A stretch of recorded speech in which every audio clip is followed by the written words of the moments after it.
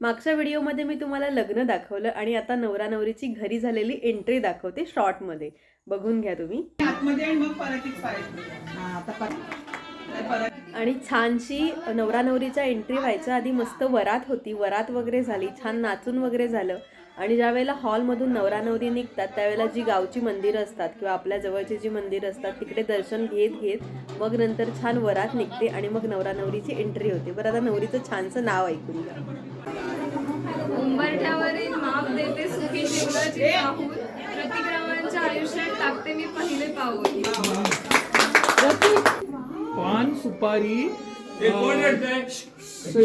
कात आणि चुना याचा बनविला विडा, अश्लेषाचं नाव घेतो माझी वाट सोडा.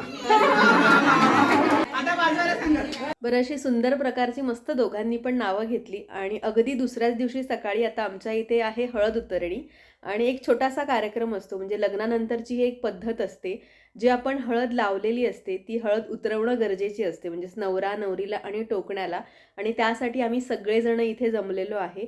अगदी छोटासा कार्यक्रम असतो, पण या कार्यक्रमामध्ये ना खूप मजा मस्ती असते, कारण सुपारी वगैरे शोधणं आणि छान वाटतं. हे सगळं करताना ना मला माझ्या लग्नाच्या वेळेच्या आठवणी माझ्या अगदी जाग्या झाल्या, कारण माझी पण हळद उतरणी याच जागी झाली होती इथेच.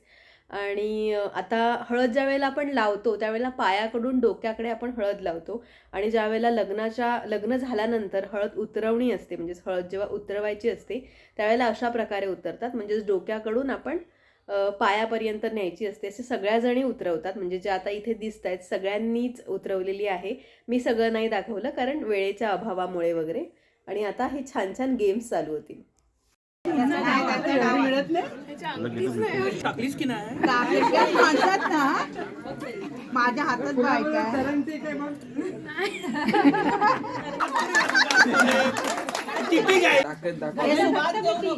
हे सुपारी कुठं आहे? लोकांना घेतलं तर नक्की बघा. सर्वांनी मिळून पसंत केली आमची जोडी. आश्लेषाच्या येण्याने आली माझ्या जीवनात गोडी. जोरात बघी. सुपारी सुपारी सुपारी